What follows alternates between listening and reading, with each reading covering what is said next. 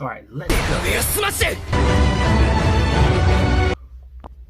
Alright, everybody, it's that time again. Kentario is back with another episode of Christ and Comic Books. And today, we're doing our episode on My Hero Academia versus the Avatar. I didn't think, after doing the Todoroki versus Zuko video, that there would be actually another point to be made coming from both of these series. And what I'm focusing on today is Deku versus Aang. Midoriya Izuku versus the Avatar. Now, here's what is very interesting about these is there are some similarities and differences to acknowledge, but it's surprising how similar they actually can be when we're looking at the main piece to it, which is the reincarnation of the abilities of prior wielders of the power that the current characters have. Now, I want to start by looking at Deku, who is a character in My Hero Academia.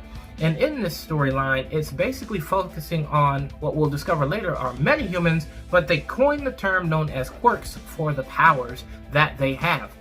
We know this in regular comic book eras as mutants, but so any child that meets the age of their adolescence, maybe like 10 or 11, their pinky toe, depending on the bone that's there, will reflect for them to be able to have a quirk, and of course their powers will come out at that time. Turns out Midoriya Izuku did not have that particular bone in his pinky toe, so he did not have any quirk. Now, the thing about him though is he still aspired and had the dream to become a hero. So he constantly was studying other heroes. He was constantly, training and not necessarily training physically, but training his mind so that he could know and think of other ways where he could be a hero. Now, one day he finally was actually being attacked by a metahuman, and this metahuman was defeated by his favorite hero known as All Might. Come to find out, All Might has suffered a grave injury. With All Might suffering this grave injury, he was looking for someone else to take on his mantle or take on his power, and which is called the One for All, so that they could continue on the legacy that had been started by the first person to hold One for All. Now, Deku was chosen because Deku demonstrated, although with no power, he demonstrated the character of a hero by willing to put his life on the line for someone who cries out for help, for someone that is in need. He didn't allow for the fact that he was physically unable to keep him from being able to help, but for some reason he's always able to demonstrate this ability to think in the moment and make the move necessary to try and save somebody's life, even if it harms him, which we will kind of get into a little later when we start talking about their powers. But All Might, otherwise known as Toshinori, chose Deku to be his successor. So now Deku has been embodied with the One for All, which you can get by ingesting the hair of the current person that has the power. Alright, now let's move into the Avatar. The thing about the Avatar is, the Avatar has several hosts throughout time. And what has taken place is that there is a bond between the evil and the good in the spirit realm, which now allows them to take host of, a human being in the earth realm. And they take host of the human being in the earth realm who is a part of the cycle of the four elements in the world: fire, earth, wind, and water. It would be air, water, earth, fire. Okay, so from earth you go to fire, from fire you go to air, from air you go to water, and the cycle continues. But that's after someone dies, the power continues on to the next person. The thing about the power that is being given to that person is that they are able to master all four of the elements in their one body, so to speak. And so they are the ones that bring balance between all of the people that have these abilities, so they're not at war with one another, so that they're living in peace. Another aspect to that, to make it deeper, is they are the bridge between the spirit realm and the earth realm. Even more so, their powers are amplified when they are, in fact, in the spirit realm. So what does that mean when we're saying spirit realm? That means that they're able to communicate with spirits in the spirit realm. They're able to see things in the earth realm that are spiritually related and address those issues or concerns, or bring peace to that area whenever there's spiritual warfare, so to speak. So that's actually pretty good and pretty deep. The thing about Aang is a young boy who was of the Wind Temple. I think it was the Eastern Wind Temple. And he was the one to be the reincarnation of the Avatar and take up the mantle to become the hero of that time. Now, the thing about him having taken up that mantle at that time was that he was a young boy who really did not desire to become the Avatar and take up the Avatar role so soon, because he was so young. I believe he was only like 10 or 11 years old, and he wanted to continue to be a kid and socialize with his friends and have fun instead of going to battle, going to war, and concerning himself with death and all of those things. But he ended up running. In him running, he was frozen for 100 years after being caught up in a storm. He was found by two people of the Water Tribe, the Southern Water Tribe, and they freed him. And in them freeing him, they all worked together to lead to Aang, one, learning all of the elements so that he can learn to bend them, as well as working him towards becoming the Avatar that he was supposed to be. The thing about it is, Aang really still, even after being freed after 100 years, was fearful of taking up that role and what it would mean and all of the things that come with becoming the Avatar. And his whole adventure is him learning how to harness that and become who he has been called to be. Because it's been pre-seen in him, or even more so established in him, what he is capable of. Now, one of the things both of these series actually have in common is that reincarnation of power, that reincarnation of even people, or you know, the mentalities, the abilities. All of those things are reincarnated between person to person. We are discovering now, with the way that season 4 ended, that Deku now has access to newer abilities outside of the ones that he's always been a fanboy of with All Might, of the super strength, the super speed, and with enough strength that he throws a punch or a kick, he can cause a gust of wind. We know his special technique for the Delaware Smash, using his finger to cause that gust of wind. Again, that just really plays into Deku's abilities to think on his feet. And you can find with Aang that also playing out with newer abilities when he performs techniques that he wasn't actually trained in, but he can resonate with from his past lives to then implement whenever he's in a battle, whenever he's on a mission. So he actually plays off of that a lot in the series. You can see him doing things that Kyoshi did, when Avatar Kyoshi did, when she separated the lands. You can see him doing things that Avatar Roku had done during his time and several other avatars before. So you really see a lot of that taking place. Now, to get into the powers, which I've already started doing, but you can see with Deku, again, there's the super strength. There is the super speed, and that comes at a price, though, because it enhances the area of that body to be able to issue out that power, but it doesn't bring about, his muscles aren't developed to a place to where he can handle, you know, dishing out that actual power. Now, the thing about that is, it's interesting when you see Toshinori, otherwise known as All Might, doing those things, because he'll express, well, all of this came natural to me. All of this came natural to me. So that's something to keep in mind there when we're talking about the one-for-all power, is that it's not something that All Might can simply teach Deku to do, because Deku doesn't have a physique. And I think there's another aspect to that, too, that they don't harp on or haven't elaborated on, that All Might actually has the ability to muscle expansion. The thing about Deku now, though, is we're learning that Deku has to be a very innovative and very wise in how he uses his power, because he's constantly breaking his bones, he's constantly breaking his arm, now he's learning how to use his legs, he's learning how to channel the power all over his body versus channeling it through one area and completely releasing all of it and doing the damage that he's doing. But we see that there is a vast majority of power dealt in that, just that one ability. So here's another thing too, with, like I said, with the way season 4 ended, and this might go spoiler, he is now going to be able to get to a point where, big red alert, spoiler, okay, so he's at a point now where he can release black tendrils, which are like tentacles, to go and grab things and throw them around however he may want to. I don't even know if they're as deadly as being able to pierce flesh. We haven't seen that yet, but he has like tentacles that come from within him.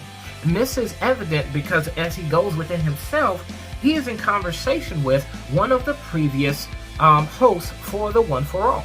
Now, we're not getting into those pieces yet, but that's something to keep in mind. So that means more powers are coming as we see him learn how to use this one. We're going to see that there's more to him than just the super strength and speed that we all are used to and are wondering how he's going to use that. But even more so, now we're going to wonder if he hasn't even mastered how to use the first portion, how is he going to master in this time using the second one? An interesting fact too about this new one that he has is that this new one actually does damage to him too. as it releases itself, it's almost like it's shocking him, and so he's kind of stunned when he uses it. So it's a lot of weight behind that power as well. So that's something else to keep in mind. Each power that he's using hurts him in some way, shape, or form.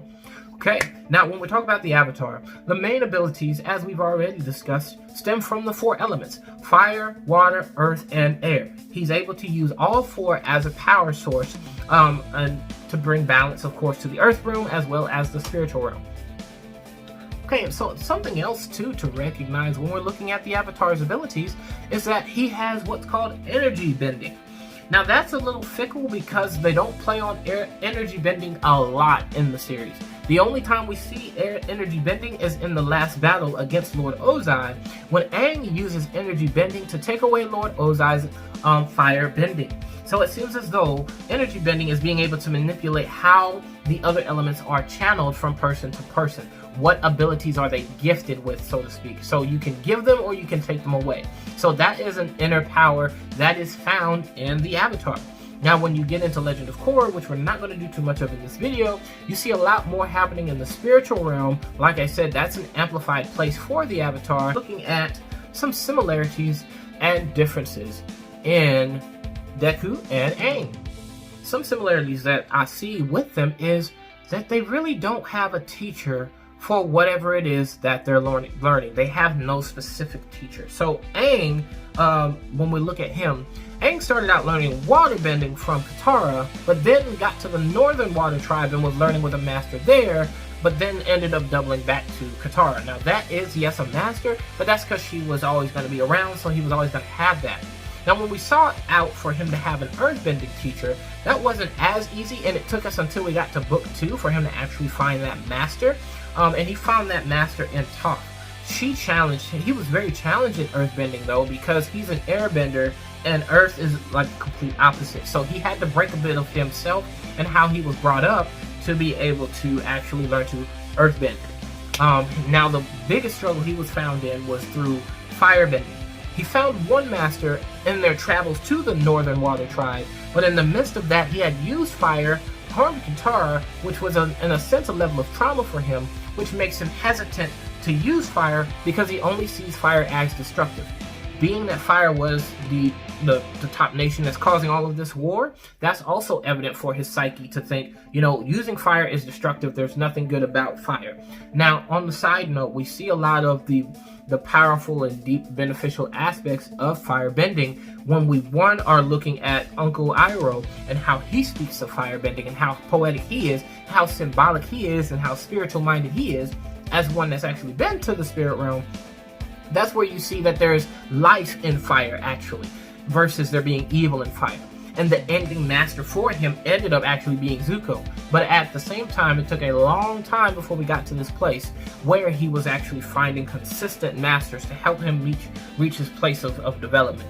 The same thing we can find with Deku. Deku has it the hardest because, like I said, Deku trains with Toshinori, otherwise known as All Might. All Might, his power comes easy to him. When he got it, he learned it, boom, he was good. So he mastered it a lot more easily. He wasn't suffering as hard as Deku is to be able to control it, and that physical damage that he's going through, Toshinori never had that problem.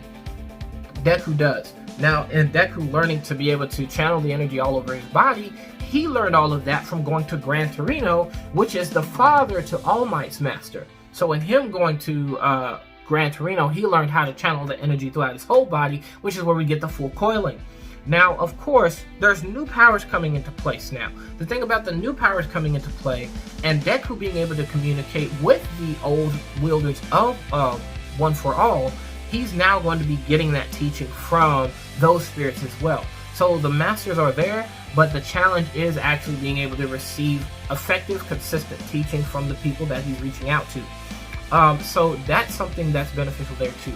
Another thing that's a similarity between them, which I've already touched on, is their ability to communicate with the previous wielders or masters of this power. So if they're able to talk to them, they're able to learn more, not just about the element, or in Avatar's case, or the quirk. In Deku's case, we're able to get the history of the culture, the history of the way that things were during those times when quirks were being introduced or when bending was being introduced. We're getting the history between both sides, which it gives it so much depth when we're talking about these things. Now, here's the thing that's a difference between these two, however, which I think is important for us to identify, is that Deku is very driven. Deku wants to be a hero. Deku wants to do everything he can to be a hero, even though he shows that, I'm nervous, I'm scared, I don't know if I can do this. He'll step up to the plate to do what he has to do, which is one of the things that ticks off his rival Bakugo the most, is that this guy is so driven towards meeting his goal, just as Bakugo is, and it almost seems as though Deku might be more driven than him. But now that Deku actually has power, he's able to step up to the plate against Bakugo, which makes it even more of a challenge. So we see those two going head to head. We see Deku going into the dangerous situations to show himself to be a hero. In his battle against Muscular, he got his first fan when he defended Kota against Muscular. And he barely won that fight, but he had to encourage himself, which again is something so valuable about Deku. Deku may not have the power, Deku may not have the full understanding, but one, he has the strategicness and at the same time the will to do what he has to do to save whoever it is that needs him. He's going to step up to that plate no matter what, no matter how scared he is, no matter how he feels about it. Now that leads us into Aang, who's a very just childish, really, and that's something that was sad to see, that Aang was such a chicken boy. He was a real chicken boy. He's like, I don't want to do this. I want to go and ride on these animals. I want to go see this town. I want to go see that town. I want to go to this festival. I want to go to that festival, versus focusing on what needed to be done. But when it came to the crunch time, he was willing to step up and do what needed to be done to make a change and to make a difference.